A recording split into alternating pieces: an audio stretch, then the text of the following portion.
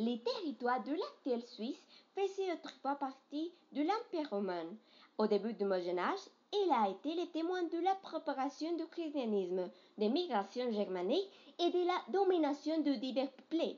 Elle a fini par prendre la forme de l'ancienne confédération ancêtre de la Suisse moderne.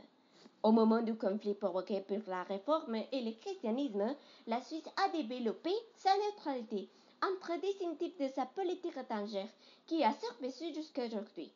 Pendant l'occupation française, la République helvétique a été formée, les frontières ont été délimitées dans leur forme actuelle et de nouveaux cantons souverains ont été formés à partir de régions étroitement liées.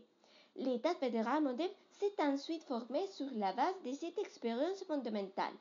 L'histoire de 20 siècles montre également comment, d'une part, la Suisse interagit avec les pays voisins et d'autre part, s'est engagée sur sa Fêtes suisses.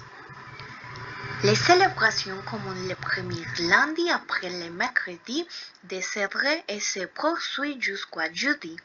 Le Fasnacht est considéré comme le festival folklorique le plus important de Suisse.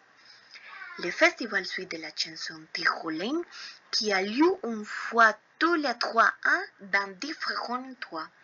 L'événement a lieu pendant le week-end et offre aux visiteurs la possibilité de profiter des concerts, des spectacles folkloriques, des plats traditionnels et savourer l'essence de la Suisse. Le 1er août, la fête nationale suisse est célébrée. Cette journée commémore l'alliance historique et les 3 cantons ont conclu durant l'été 1291 et qui est considérée aujourd'hui comme la fondation de la Confédération suisse.